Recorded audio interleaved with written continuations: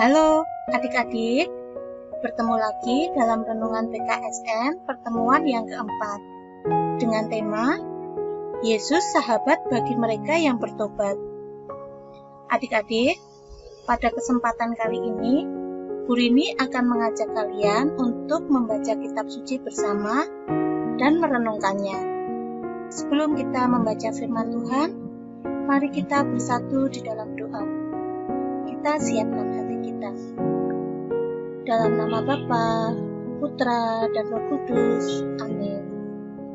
Allah Bapa di dalam surga, kami bersyukur kepadamu karena Engkau telah menuntun dan menggerakkan hati kami untuk merenungkan sabda-Mu.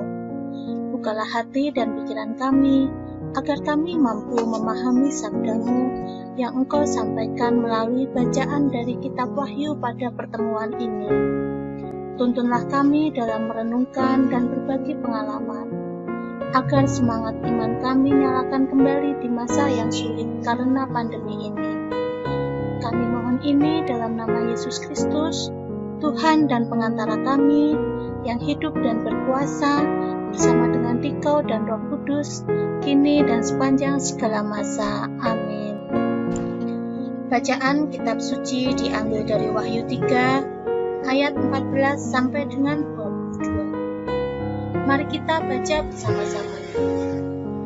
Dan tuliskanlah kepada malaikat jemaat di Laodikia. Inilah firman dari Amin, saksi yang setia dan benar, permulaan dari ciptaan Allah. Aku tahu segala pekerjaanmu. Engkau tidak dingin dan tidak panas.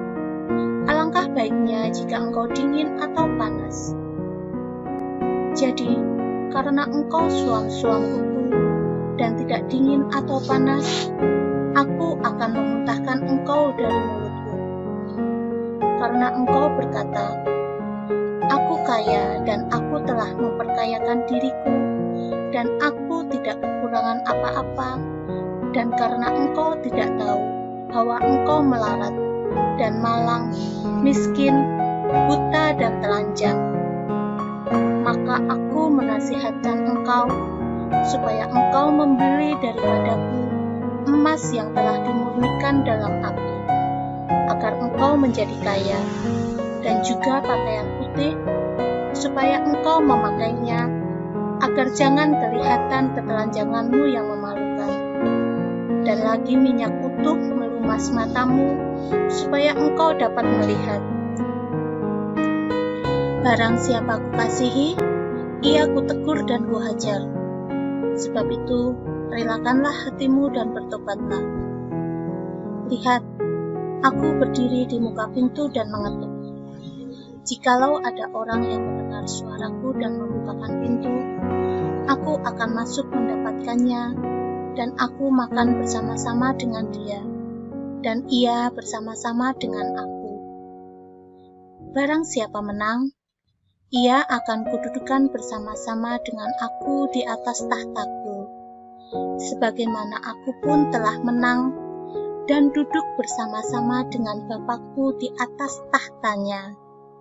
Siapa bertelinga, hendaklah ia mendengarkan apa yang dikatakan Roh kepada jemaat-jemaat.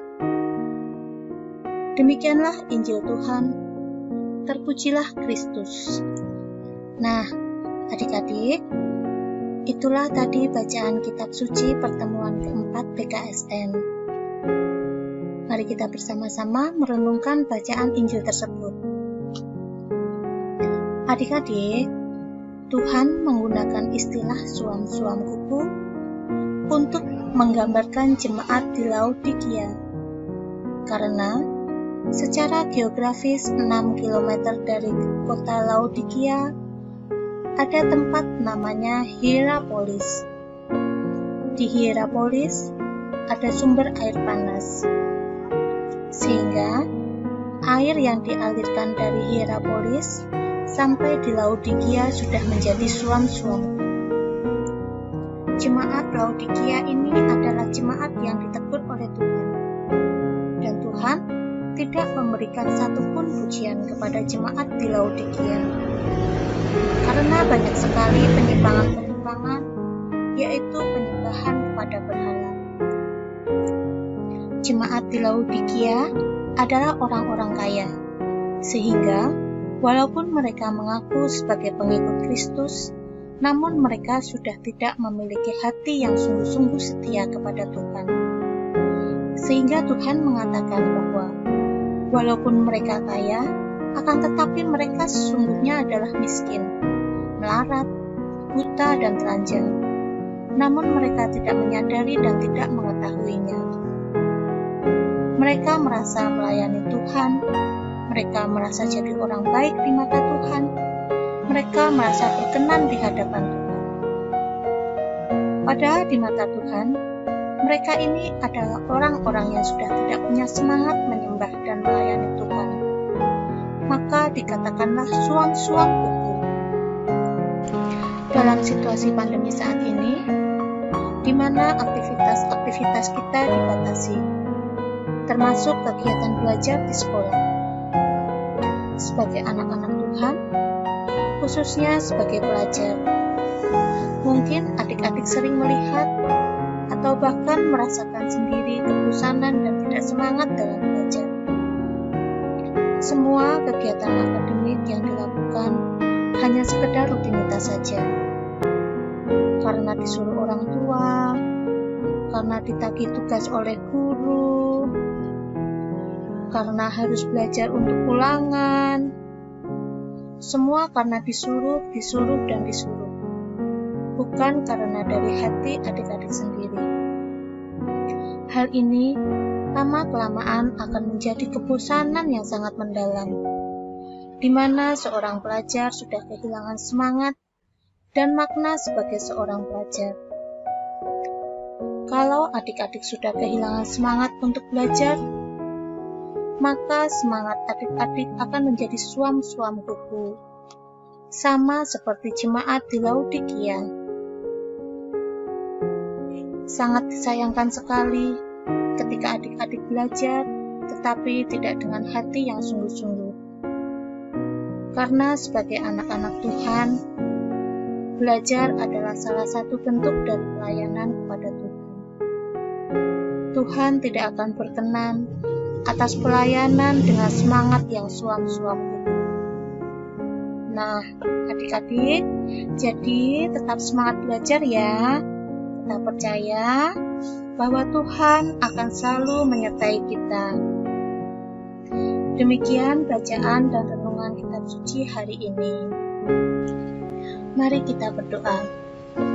Dalam nama Bapa, Putra, dan Roh Kudus. Amin.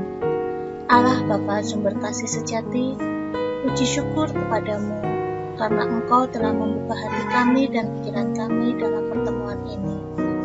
Tuntunlah kami dalam kebijaksanaan-Mu, agar kami mampu mendengar Engkau yang mengetuk pintu lewat sabda-Mu.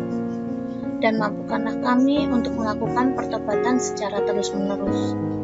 Doa ini kami mohonkan kepadamu dalam nama Yesus Kristus, Putra-Mu, Tuhan dan pengantara kami, yang hidup dan berkuasa bersama dengan Dikau dan Roh Kudus, kini dan sepanjang segala masa. Amin. Dalam nama Bapa, Putra, dan Roh Kudus. Amin. Demikian bacaan dan renungan kitab suci hari ini. Kita akan bertemu lagi dalam pertemuan selanjutnya. Semangat terus untuk belajar dan tetap jaga kesehatan. Sampai jumpa. Tuhan Yesus memberkati.